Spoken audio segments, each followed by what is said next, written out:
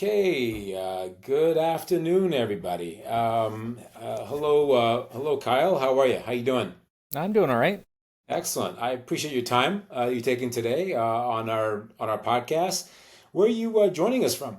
Maybe you can tell us where you are. Yeah, so I'm sitting at a really beautiful spot on Beals Island in Maine, USA. It's that little tip of Maine that sticks out in the ocean. So, looking out my window right here is a sunset over a little bit of a windy sea today.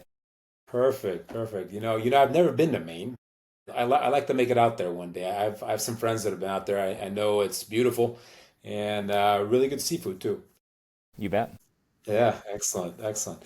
So I was looking at your, kind of some of the work you guys do at the Down East, Institute, the hatchery, the marine lab, shoreline restoration work that you guys do there, and it's incredible, right?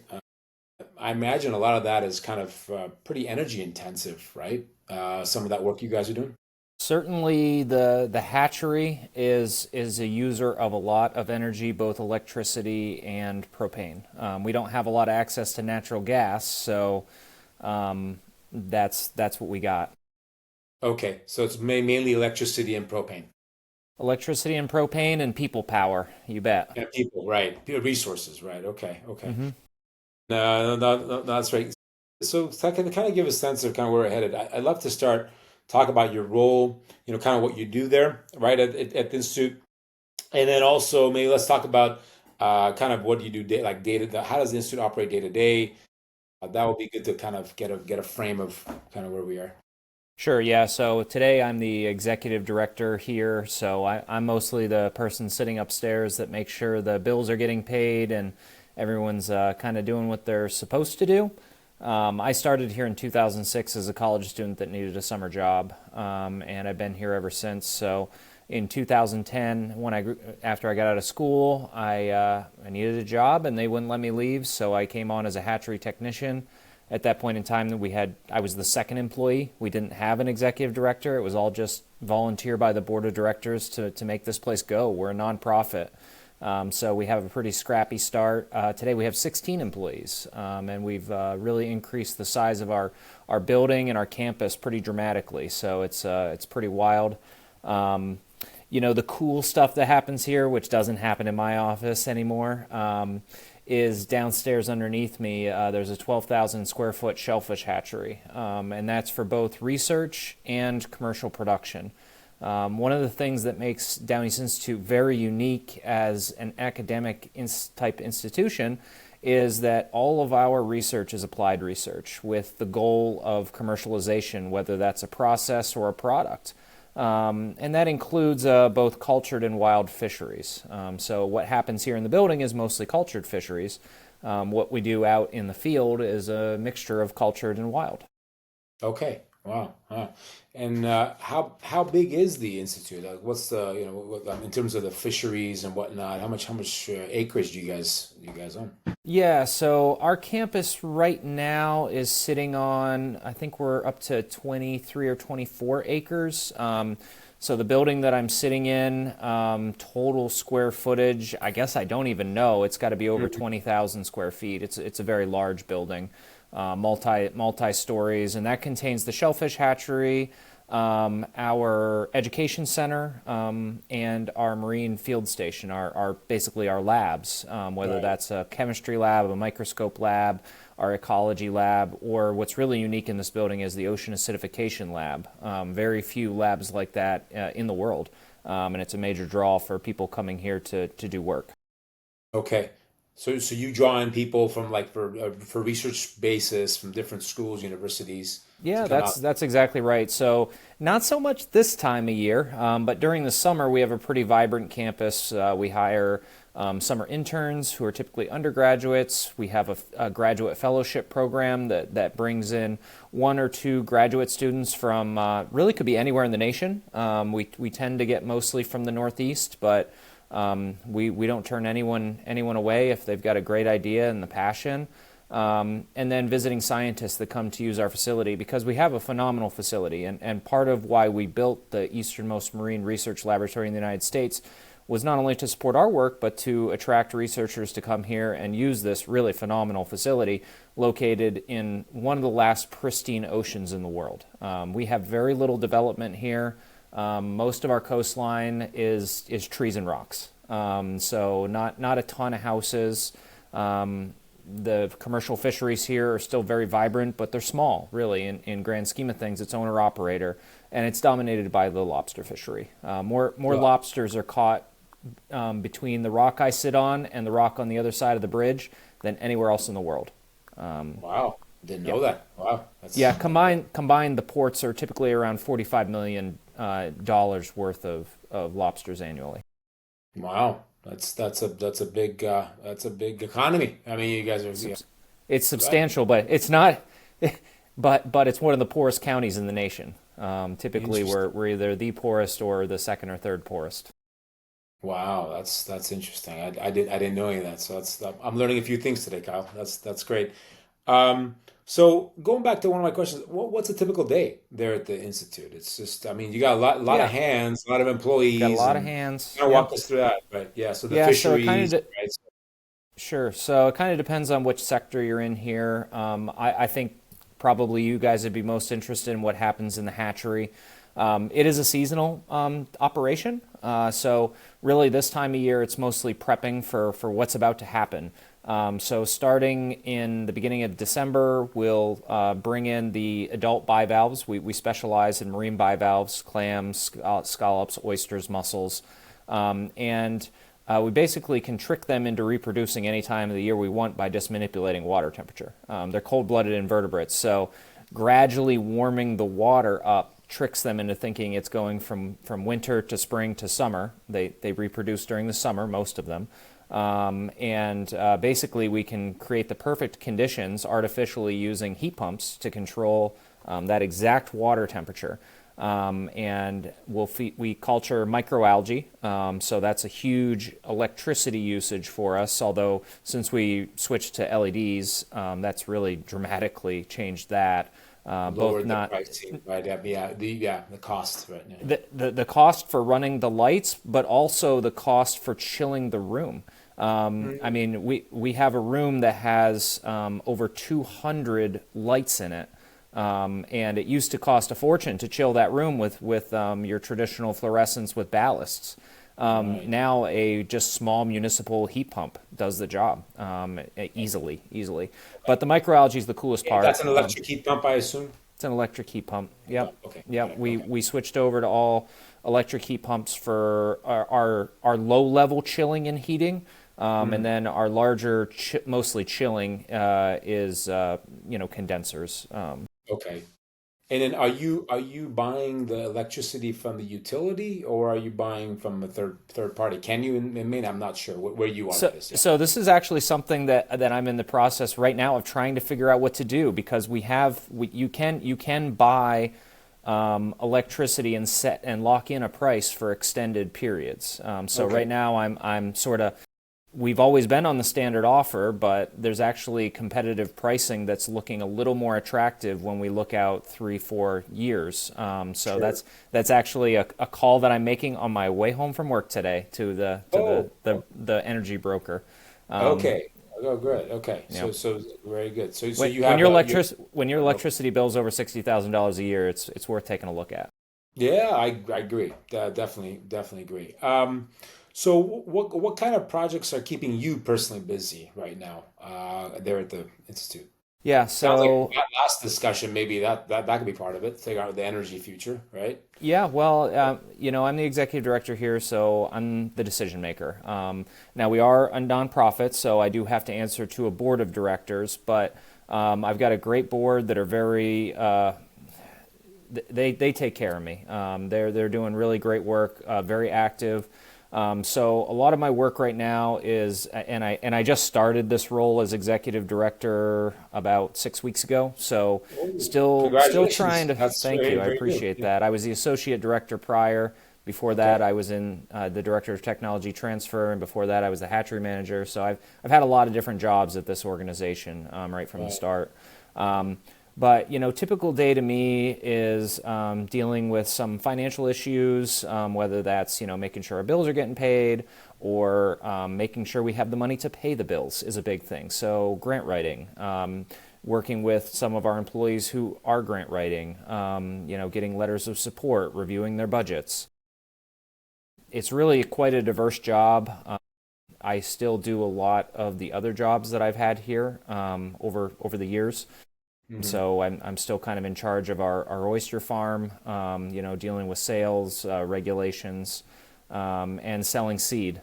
We are a nonprofit, but during COVID, it was a very eye-opening experience when the grant landscape changed. That if you don't have earned income as part of your funding strategy as a nonprofit, when you have the ability to generate funds, you're kind of dumb not to. So we really dove into commercializing some of our research that was industry-based and producing products such as blue mussels. This is the only blue mussel hatchery on the east coast of the United States. We produced over 400 million mussels last year. That should translate into about 400,000 pounds of harvest in the coming year. We Okay. produce oyster seed. We produced You around 30 commercially million sell that oysters. into the market, right? That's what What's that? you commercially sell that into the market? To farmers. Yep. Farmers, right? Yeah, Okay. well, with mussels, most of our mussels we don't actually sell. Our partner farmer, Blue Hill Bay Mussels, who was the gentleman that brought this to us 13 years ago because he was worried about his business. And things are changing. The environment's changing. The amount of mussels in the water are changing. And he had the foresight to say, I really think I should hedge my bets here and see if I can get a hatchery to start growing these things. And over the course of about 13 years, we figured out how to do it at scale, how to do it economically and commercialize. And through a selective breeding program, we're producing the best mussels on the planet. I'm a little biased, but I've had a lot of people tell me that. So Yep. We've tried it. that, Yeah. yeah, they're pretty good. Yeah. Look up Maine gold mussels; you'll be shocked. We made them a different color by selectively breeding them, but we also selected for fast growth, which translated into high meat yield. So we actually are producing a product that's probably about the most efficient protein on the planet, right in the waters of eastern Maine. Eastern Maine. Yeah. Wow. Wow. Who Yeah. knew? Who knew? So we also produce oysters. We're a fairly small oyster hatchery. We did 30 million last year. Supplied 43 farms from Rhode Island North. And then we're the only softshell clam hatchery really commercially in the world. And that's a small amount, a couple million, because there's just not a lot of demand for that product. But that's what we started doing in 1987. It's kind of our bread and butter, and I don't think we'll ever not do it, right. just because. Just because you've been doing it forever since the Yeah, beginning, right? So, you got it. yeah, makes sense. Well, let's shift a little bit. So, with rising energy costs, we talked about it a little bit, right? Especially in the coastal regions in the East Coast. I know where I sit. I'm in Los Angeles. If you didn't know, costs here are also rising, and then they are in different parts of the country. How has that affected your operations or any kind of planning? Has that? Well, it certainly, as a very large energy user, it's greatly important to me. That's Hmm. why we have made the steps to invest in LEDs and heat pumps. Energy recovery of hot water was something, if you would have told me 10 years ago we were doing, I would have thought you were joking, but it makes a lot of sense. I mean, if you're going to be heating seawater up and throwing it down the drain, you might want to try to get that energy back out. And using titanium water-to-water heat exchangers, we can do that very efficiently. So it's definitely top of mind. We, as I said earlier, really don't have access to natural gas where I'm at. So when we upgraded our facility in 2017, we changed over our oil boilers to propane. So we have very large propane boilers because we need to heat large amounts of seawater really quickly with a large delta T. So we I needed see. the capacity. When we expanded our facility, all of our new wings were all heating from the pad, the cement pad. Hmm. We needed the capacity to be able to circulate lots of hot water around this building. Okay. And so we tried to be as efficient as we possibly could. Right, right. And the propane's being supplied by a third party, I assume? Yeah, yep, just a Yeah, local gas company. gas We don't company. have a lot of choices here Yeah, in Eastern understood. Maine. We're pretty Eastern. rural. Right, The right. county that I'm sitting in is the size of the state of Connecticut, and it has two stoplights, just to give you an idea, Oh, and wow. Okay. 33,000 people. So not a lot. Yeah, that's interesting. Okay. More Um, deer than well, people here. yeah, that's funny. Um, are you seeing more focus in kind of marine research facilities on energy efficiency and or sustainability The overall? the ones that are concerned about that, yeah, there's still a lot that are kind of set in their ways. There's definitely politics around that too. A lot of marine labs are run by universities. Right, especially right now, not a great time to be looking at targeted investments. Just with the current grant landscape, I do think energy efficiency will come back as a priority, for sure. And how do you balance between kind of your scientific mission, right, and and then with managing the costs and logistics of running the high demand equipment like you're running 24/7, right? So Yeah, we how do run you, 24/7. We don't have staff on site 24/7, but boy, some of the sensors they make now that, if a pump shuts off or the temperature goes out of your ideal range or water stops flowing, your phone starts blowing up, and we can get people here pretty quick to fix the problem. Because at any given time, when we're in production downstairs, there literally may be $300,000 to $400,000 worth of product in the tanks that if an air pump stops, you've lost it. you've lost it, So right? Yeah, yeah, wow. so you gotta be thinking about that. Long term, I'm definitely concerned about the cost of energy because it is one of our larger costs. Compensation for staff is our largest cost. I would say that energy is probably our second largest cost, Right. and especially when you're thinking of things like multi-year grants. You're putting in money for expenses, and if your expenses, vary dramatically from year to year, you need to make sure you're budgeting properly, or else, you may be working yourself out of business, really. Got it, got it. Okay, now when it comes to energy management, what's working well today, and what do you think are just you're still running into challenges in terms of your overall energy management? What's working well, and what do you think Mm-hmm. could be improved? Yeah, well, what is working well, and this is going to be probably shocking for such a rural place, is our energy delivery is very consistent.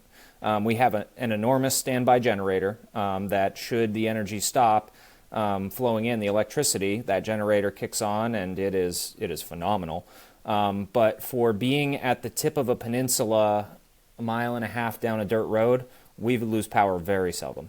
So I really appreciate the grid that Versant has built here for us. And while I don't like paying that transmission charge, I'm happy when the lights go on. Every time I flick the switch. So I do think the Resilience is transmission. good. But yeah, resilience is Oh, yeah, not bad. yeah, and you hear people in Maine really complaining about energy delivery, and I think different areas of the state have better grids than others, and I really am impressed with what's going on here in eastern Maine. For such a rural area with so many trees, they do a really good job. Um, oh yeah, 50 to 60 mile per hour winds is not like super uncommon. You're going to Right. have a lot of days of that. You're going to have ice. You're going to have snow. Because we're so close to the coast and on an island here, we don't get a ton of snow unless Hmm. the wind blows from the northeast just right, and then it could be 3 feet overnight. And we most of us drive pretty nice trucks so that we can get to and from work because that's pretty Right. essential. And do you have anyone on your team kind of looking at forecasting for energy use? Anyone looking at kind of, or is it more reactive depending on the season?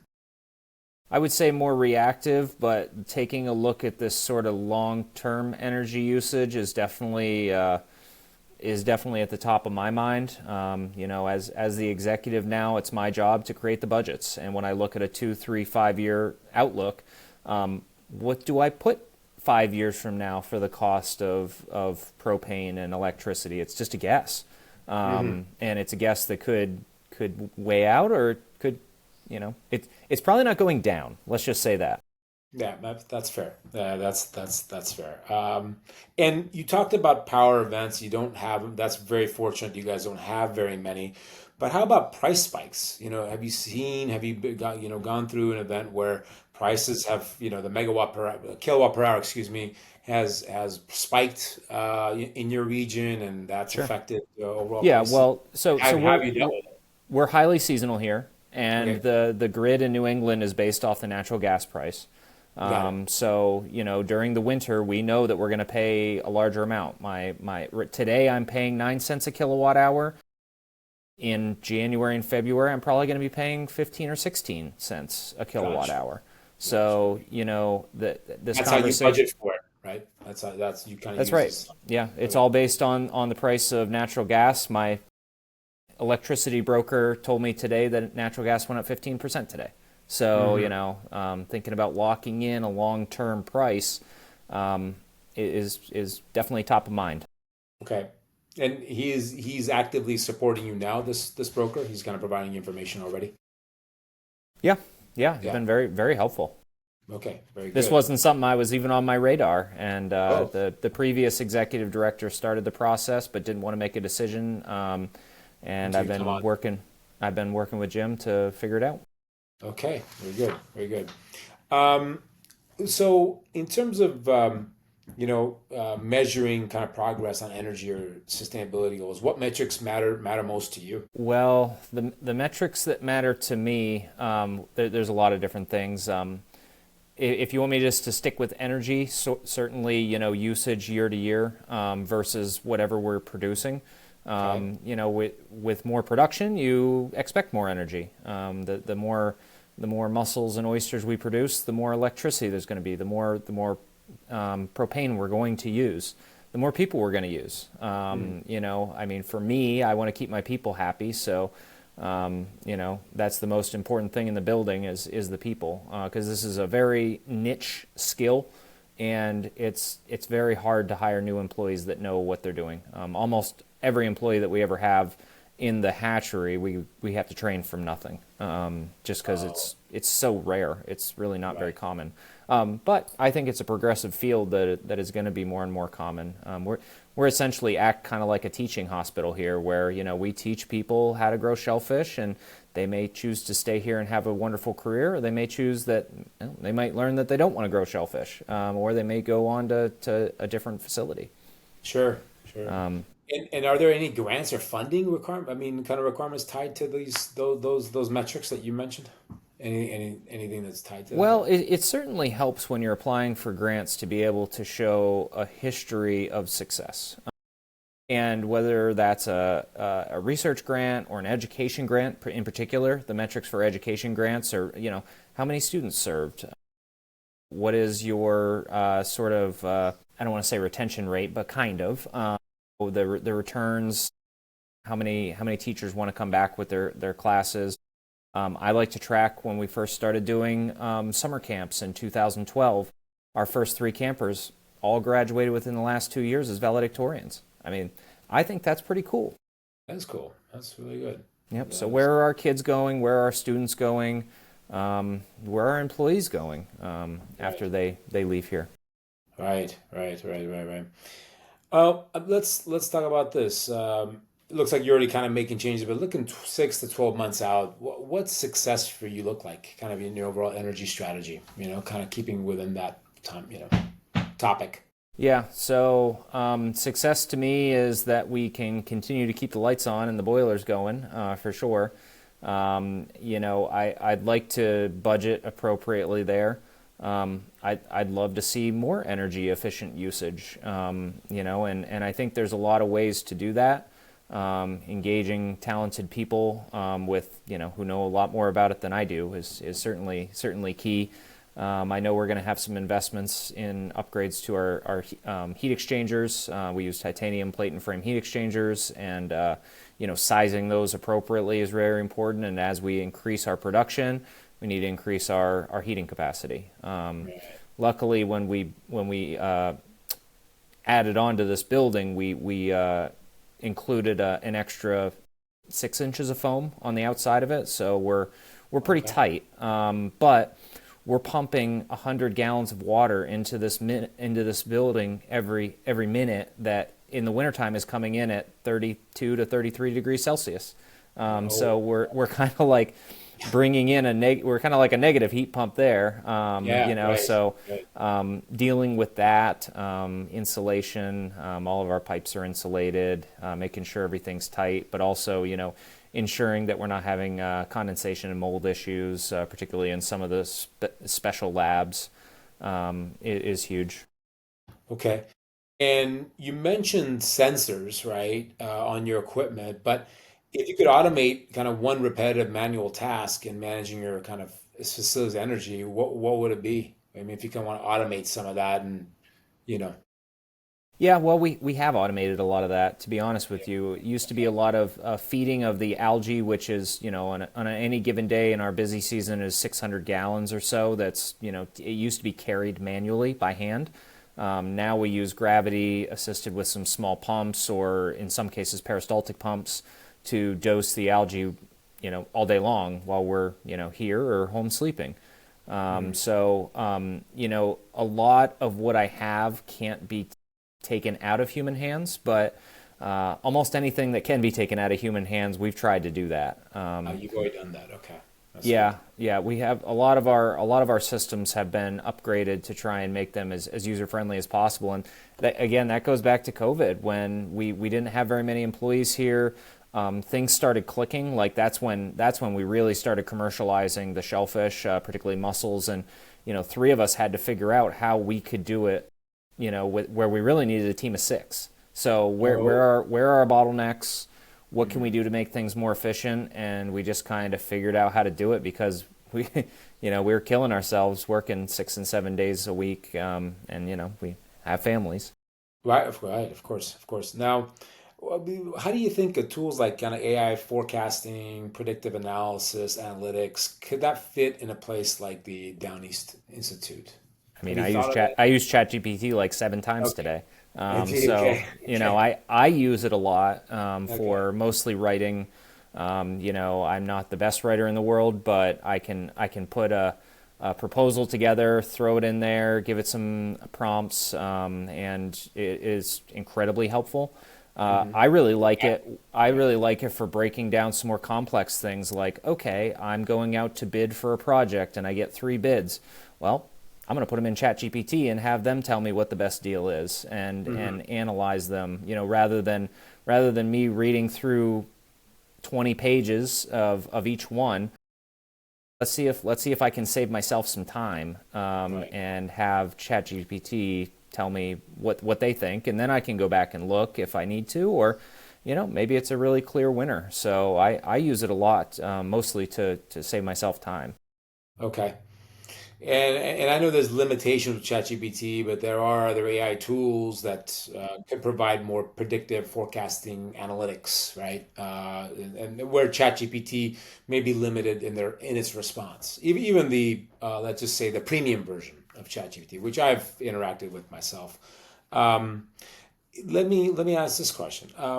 In terms of the marine research community, you guys you think that overall the community is it open to other types of technology, or is it still kind of pretty cautious? Some people are, AI, well, I don't know about AI, right? They have that attitude with it. But what do you think with the marine research community? I mean, it's being more scientific driven and all that. Is that something that how is that? How does that? Yeah. I see people using it. I also see people being very afraid of it. It's not perfect. It's Right. not like Right. it's just going to spit out a grant proposal like a Right. 20-page grant proposal for you, with no Right. work at all. Right. But I think there's ways that you can use it to improve your efficiency. Hmm. And I will honestly say I'm just starting to dip my toe in the water of AI. I was worried about it, ever since I heard about it because I remember the Terminator movie, man. Yeah. I know about that. Right. Right. And But when it was kind of eye opening, I took a business course this year, and Hmm. how ubiquitous it was. I mean, Hmm. everyone was using it for everything, and every lesson of that course, whether it was marketing or data management or the tiniest things, AI was like central. And that's when I started saying, "Geez, if I don't get on this, I'm going to be left behind." I kind of likened it to when people started using the Model T instead of riding horses. I mean, it just you're going to be left in the dust. Right. Now, for that to happen, what do you think, what would you need to happen for these AI tools to become part of your sustainability toolkit for organizations like yourself? Similar Yeah, organizations, right? Yeah. I think education, is a big thing. Having people show me what you could do with it was eye opening. I mean, I'm not the most up to date person on things. I don't, you know, I don't like social media. I don't particularly care for TV very much. So I'm kind of, I still read a paper newspaper. But I Do you think have a once smartphone? Just curious. Yeah. I do Okay. have an Yeah, iPhone. yeah. Yeah. Yeah, you got that. I Okay, was an good. early adopter of iPhones. I thought that was pretty cool because I could work from anywhere. Um, and but Especially during COVID, right? I mean, that was probably helpful during COVID, right? yeah, yeah. Yeah. But I think education is probably the biggest thing. I think there's a lot of people who are still scared or just naive on the powers of it. Uh-huh. And I know a lot of the people in the research community are like they'll turn their nose up when you say you used it to help search references for a paper, and it's like, well, it saved me time. I went back and looked at all the references, but when you figure how many hours you spend putting 30 citations in a paper, it's a Right. lot of time. Right. And so that's a huge time saver. Right. Right. Well, I mean, this has been really insightful. I've learned a lot, Kyle. I love how the institute is combining like a local impact with global research, right? You guys are making some pretty big moves and impact there in the local economy and wide. I think you kind of mentioned some of your challenges with high rising energy costs, being able to manage that. You're looking at working with your energy broker to look at hedging, et cetera. That's great. I think that's great. And I think what my firm is looking at and talking to have these conversations with people like yourself. Our focus is to provide predictive tools to smooth out usage, look at your overall consumption, and forecasting ability, right? And so you can plan ahead and have let's just say, a more firm budget, right? Sometimes your budgets are blown out because you don't have that ability. A lot of energy shops, I'll tell you because of my background where I worked I've been in energy for almost 30 years, so long time. Where your experience there at the institute, I've been in the kind of the energy side. So understanding the energy side, a lot of companies don't kind of show you, where they think prices are going to head, right? They can't promise you anything either, right? Because you don't know. It's a commodity market. The prices go up, prices go down. But using AI and some of the tools that I have that we have built, you can have a pretty strong prediction, right? And so, I mean, it'd be good to maybe even if we could, I know set up a time and I can kind of walk you through some things and just discuss with you kind of some of the capabilities, and you can kind of consider it, and look into that. Now I know you being a nonprofit organization, operating costs are a big deal, right? And you got to manage that Absolutely. within your budget, and you want to remain sustainable. And that's exactly what my firm is doing. My main goal is to essentially lower OpEx, operating expense, with folks. So I'd love to do that, and we'll kind of talk through that, Yeah. Sounds good. afterwards. Yeah.